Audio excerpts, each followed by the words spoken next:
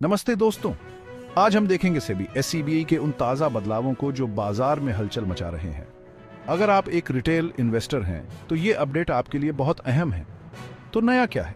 सबसे पहले सेबी का ट्रू टू लेबल मानदंड, ट्रू टू लेबल नॉर्म्स 1 अक्टूबर 2024 से सभी स्टॉक एक्सचेंज और क्लियरिंग कॉरपोरेशंस को सभी ग्राहकों के लिए एक समान फीस संरचना लागू करनी होगी।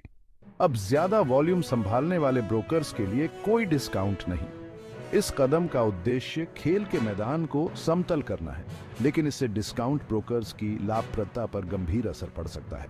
उदाहरण के लिए एंजल वन ने अपनी फीस बढ़ा दी है।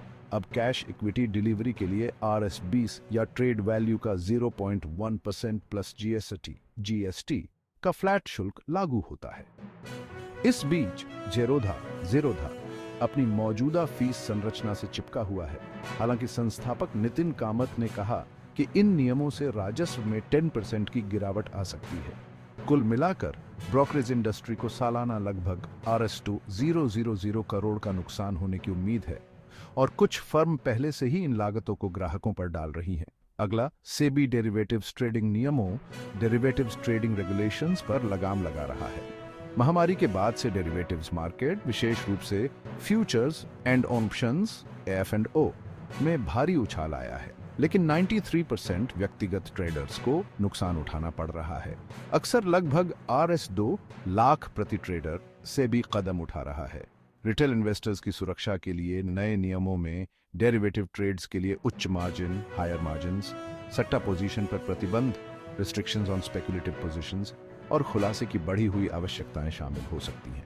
यहां लक्ष्य उच्च जोखिम वाले ट्रेडिंग से जुड़े जोखिमों को कम करना और अनुभवहीन निवेशकों को बड़े नुकसान से बचाना है। एक और बड़ा बदलाव सिक्योरिटीज ट्रांजैक्शन टैक्स STT में वृद्धि है, जो 1 अक्टूबर 2024 से प्रभावी है।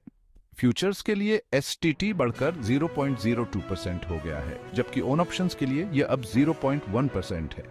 इस वृद्धि से निवेशकों के लिए ट्रेडिंग की लागत और बढ़ने की संभावना है, जिससे कुल ट्रांजैक्शन कॉस्ट बढ़ जाएगी। अंत में इन सुधारों के साथ सेबी का व्यापक उद्देश्य रिटेल इन्वेस्टर्स के लिए एक सुरक्षित ट्रेडिंग वातावरण बनाना है। कड़ी निगरानी और सख्त नियमों के साथ सेबी कई रिटेल प्रतिभागियों को होने वाले भारी नुकसान, विशेष रूप से F&O सेगमेंट में रोकना चाहता है। ऐसा करके सेबी का लक्ष्य बाजार को स्थिर करना और सट्टा ज्यादतियों को रोकना है।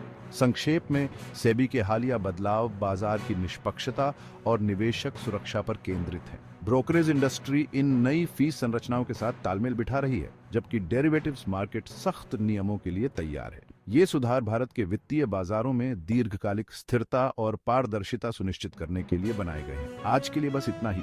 दोस्तों, जानकारी रखें और समझदारी से निवेश करें। अगर आपको यह वीडियो मददगार लगा तो लाइक, शेयर और सब्सक्राइब करना न भूलें। अगली बार तक मजेदार निवेश।